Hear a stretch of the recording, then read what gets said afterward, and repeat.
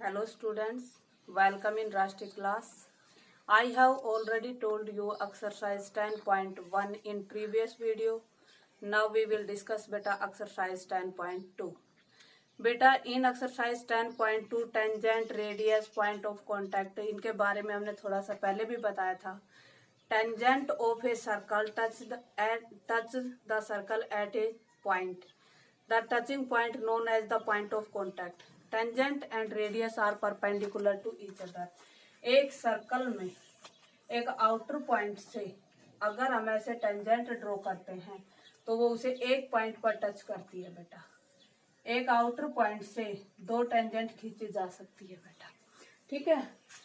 अगर आपको दिया हो कि how many tangent can you draw from the outer point of the circle, circle के आउटर पॉइंट से आप कितनी टेंजेंट ड्रॉ कर सकते हैं, तो बेटा आउटर पॉइंट से हम दो टेंजेंट कर सकते हैं।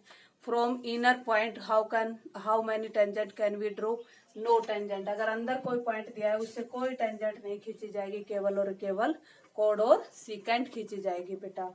And on the point on the circumference, अगर पॉइंट सरकमफ्रेंस पर हो तो कितनी टेंजेंट ड्रॉ की जाएगी, एक पॉइंट से एक ही टेंजेंट ड्रॉ की जाती है।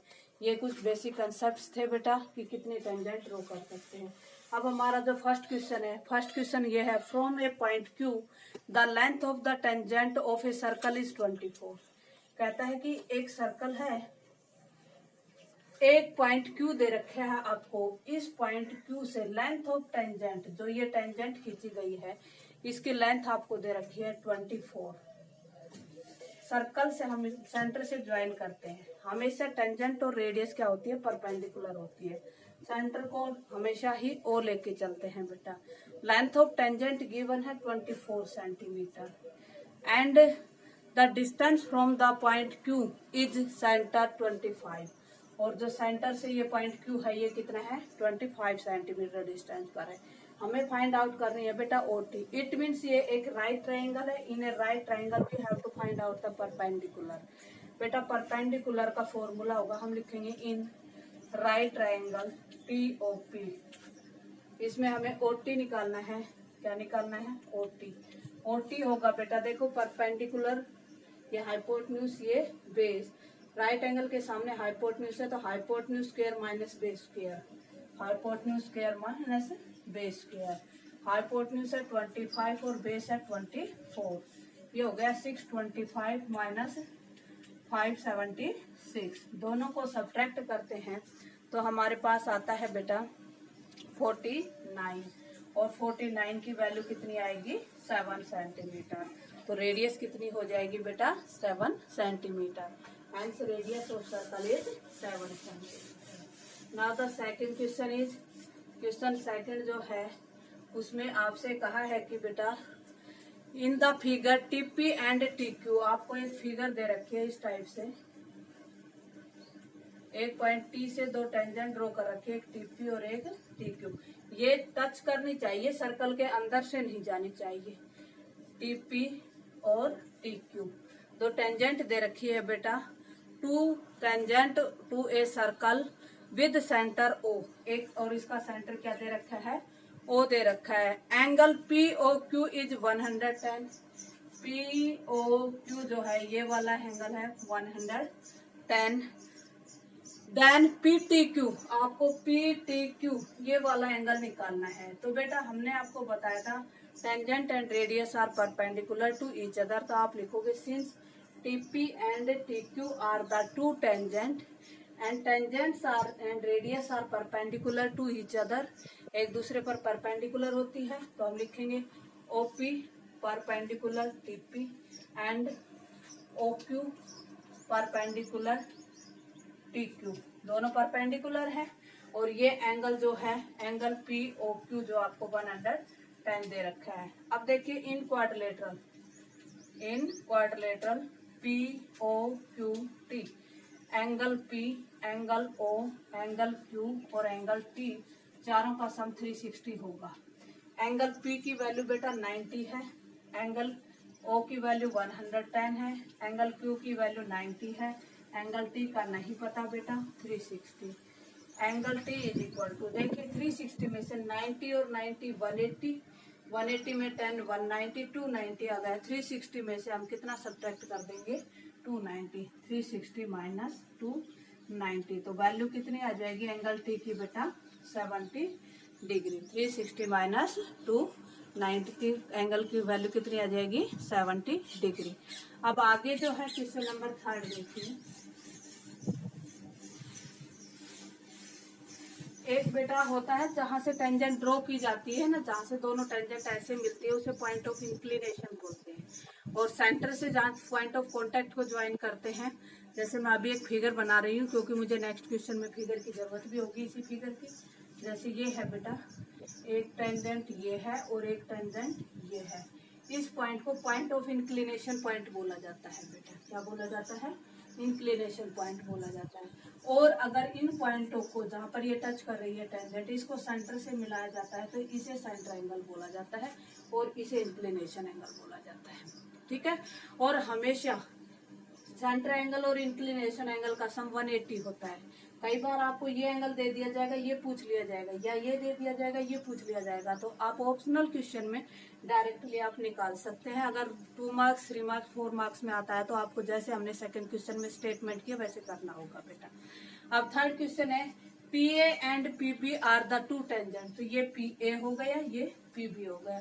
To tangent from point P to a circle with centre O। Centre क्या है इसका O होगा बेटा। Incline to each other at the angle 80 degree. मतलब incline to each other at angle 80 degree. जहां पर ये दोनों टेंजेंट एक दूसरे को इंक्लाइन कर रही है, मीट कर रही है, वो एंगल कितने का है 80 डिग्री है। Then find the POA। POA it means आपसे ये आधा एंगल पूछा गया है, ये वाला एंगल पूछा है आपसे। तो हम क्या करेंगे बेटा, हम लिखेंगे since PA and PB are the two tangents to a circle with center O, since PA and PB are two tangents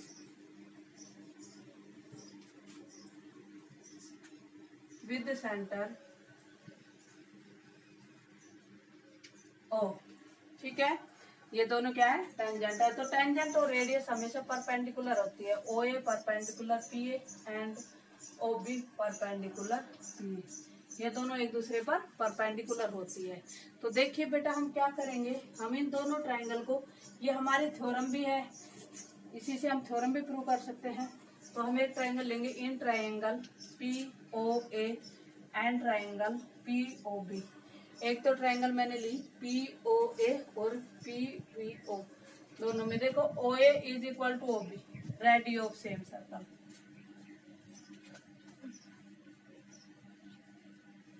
एक ही सर्कल की क्या है ये रेडियस है बेटा। OP is equal to OP, common side है, ठीक है।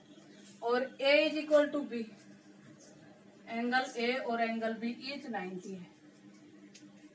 तो देखिए ये तो है रीजन, रीजन लिखना जरूरी है। Right angle hypotenuse and one side, तो हम लिखेंगे by RHS rule triangles are congruent. Congruent के सभी एंगल इक्वल होते हैं, तो हम लिख देंगे by RHS rule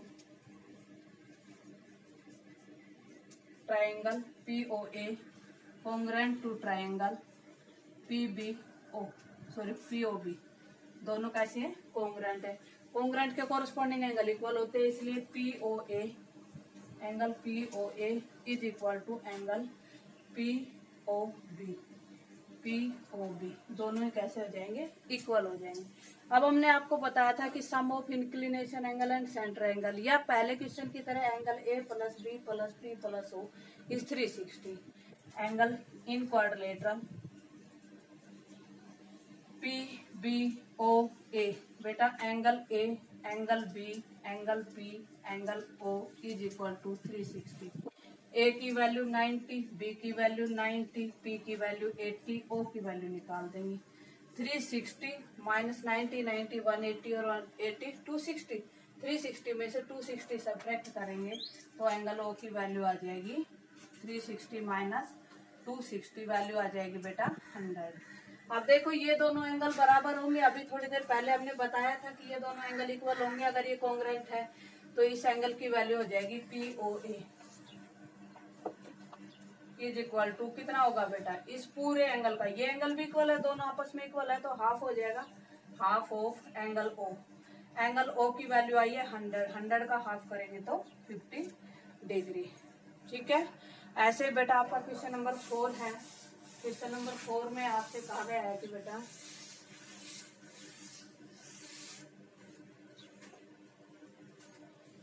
question number जो 4 है उसमें कहा है prove that the tangent drawn at the ends of the diameter are parallel, कि एक सर्कल के डायमीटर से खींची गई टेंजेंट जो है, ये डायमीटर है बेटा, ये जो टेंजेंट है ये पैरेलल है, ये बताना है आपको।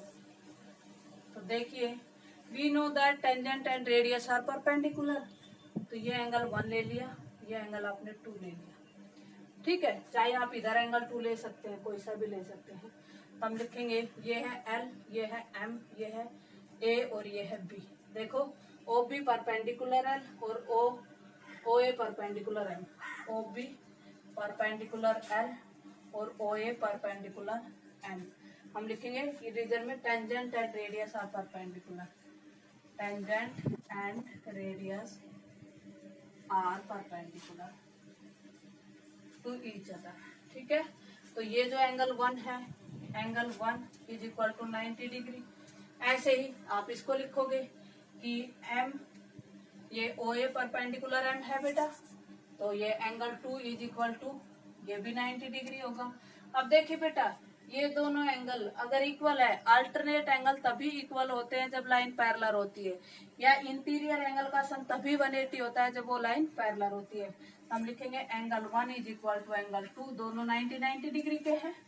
These are alternate angles, these are alternate angles, alternate angles are equal then line are parallel. हम लिखेंगे दीज आर अल्टरनेट एंगल